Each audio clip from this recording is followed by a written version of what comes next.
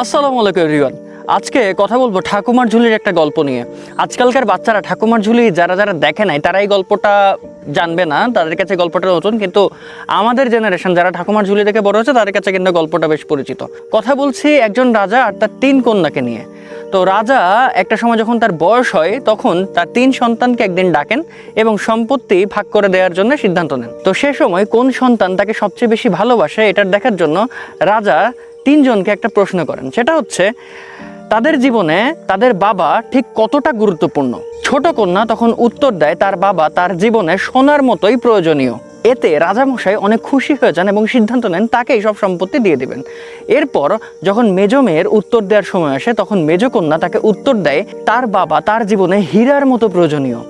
তখন রাজামশাই আরও খুশি হয়ে যান এবং সিদ্ধান্ত নেন যে না, তিনি সকল সম্পত্তি তার মেজ মেয়েকেই দিয়ে দিবেন। এবার যখন বড় মেয়ের উত্তর দেওয়ার সময় আসে তখন বড় মেয়ে উত্তর দেয় তার বাবা তার জীবনে লবণের মতো গুরুত্বপূর্ণ। এটা শুনে রাজামশাই বেশ রাগ করেন এবং ক্ষিপ্ত হয়ে তার বড় সন্তানকে সকল সম্পত্তি থেকে বঞ্চিত করেন। সকল সম্পত্তি থেকে বহিষ্কার করবার পর বড় কন্যাকে বিয়ে দেওয়া হয় একজন সাধারণ কৃষকের সাথে। তো কৃষকের সাথে সংসারটা ভালোই চলছিল তার। একদিন সে ডিসিশন নেয় তার বাবাকে সে তার বাসায় ইনভাইট করবে। তো এই ইনভিটেশনের প্রেক্ষিতে রাজামশাই একদিন বড় কন্যার বাড়িতে যায়, কিন্তু রাজামশাই যখন খাবার খাচ্ছিলেন তিনি তখন খেয়াল করলেন প্রতিটা খাবার কেমন যেন বিস্বাদ লাগছে বা কোনো খাবারেই প্রপার টেস্টটা পাওয়া যাচ্ছে না। তখন রাজামশাই বুঝলেন যে এই খাবারে লবণ কম। তো তখন তিনি তার বড় কন্যাকে বললেন যে তুমি কেন খাবারে লবণ কম দিয়েছ।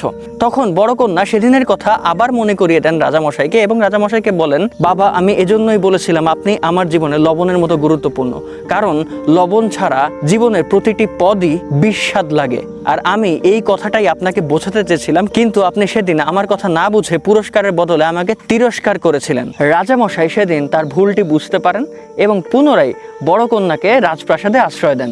এই গল্পের মূল বক্তব্য হচ্ছে আমরা অনেক সময় খুব ছোট ছোট ব্যাপারে গভীর পর্যন্ত চিন্তা না করেই ভুল সিদ্ধান্ত নিয়ে ফেলি, কিন্তু আমাদের জীবনে এই সিদ্ধান্তগুলো একটা সময় কাঁটার মতো আমাদের গায়ে সেই বিধে। তাই জীবনে যে কোনো ধরনের সিদ্ধান্ত নেবার আগে 100 বার ভেবে দেখতে হবে সিদ্ধান্তটা সঠিক হচ্ছে নাকি ভুল।